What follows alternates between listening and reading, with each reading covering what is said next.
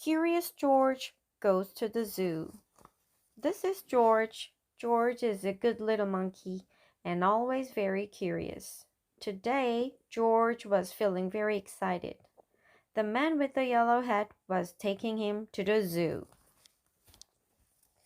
As they drove, the man explained to George that this wasn't just any zoo that they were going to visit.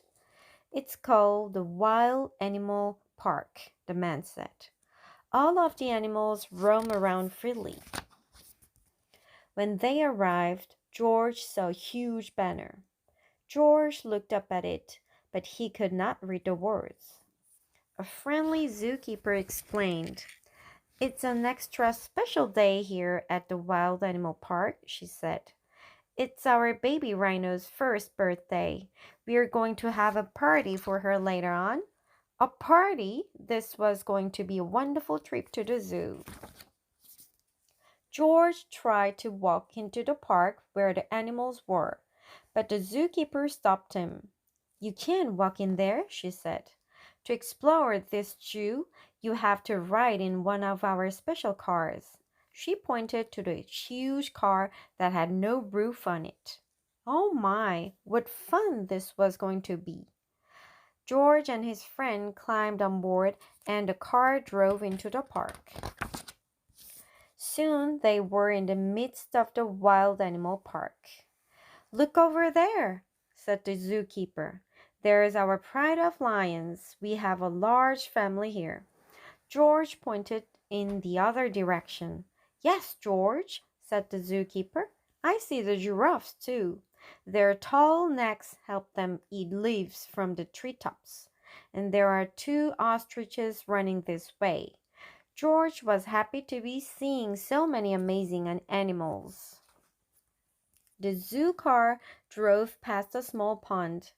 Pink flamingos waded in the water.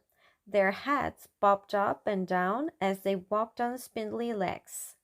The flamingos turned pink because they eat so many tiny pink shrimp, said the zookeeper, but George was not listening. He had never seen flamingos before. He was curious about how those flamingos were moving. He leaned out the back of the zoo car as far as he could to take a look. But then, oh, what happened? First, George lost his balance. Then he fell, kerplunk, right out of the zoo car. His friend hadn't noticed that he had fallen. George ran as quickly as a little monkey could toward the pond. The flamingos bobbed their heads and lifted their feet one at a time. It looked like they were dancing. George danced with them.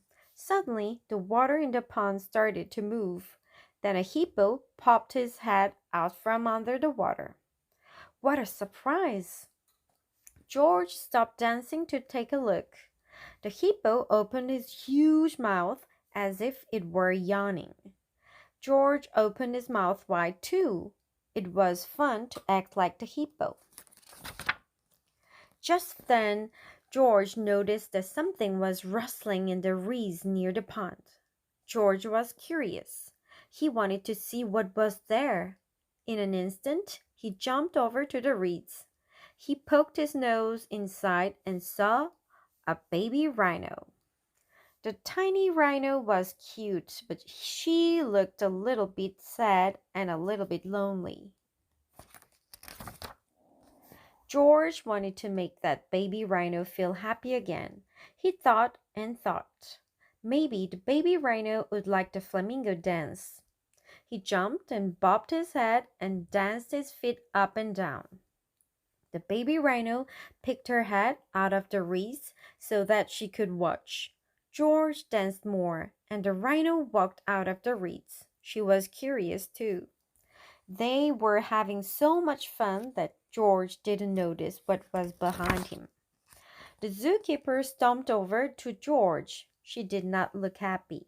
The man with the yellow hat was running behind her. "You are a naughty little monkey," said the zookeeper. "You were supposed to stay in the car. You and your friend will have to go now." George walked to the man's side. He waved goodbye to the baby rhino. The man and the zookeeper turned to see whom George was waving to. The baby rhino. Why, we've been looking for her all day, said the zookeeper. She got separated from her mother. George was glad to see the zookeeper looking happy again. He and the man started walking toward the exit. The zookeeper ran to stop them. Thank you for finding our baby rhino, George, and just in time for her birthday party. Will you join us for some cake? George jumped with glee. He had forgotten about the party and he had loved cake. The man and George followed the zookeeper and the baby rhino back to zoo headquarters. The rhino's mother was waiting there for her. The zookeeper brought out a special birthday cake that was shaped like a rhino. George had never seen a cake like that before. You can have the first piece, George, said the zookeeper. I also have a special treat just for you. She placed a bunch of bananas in front of him. George was very happy to have a tasty banana, but he saved room for some cake too. The end.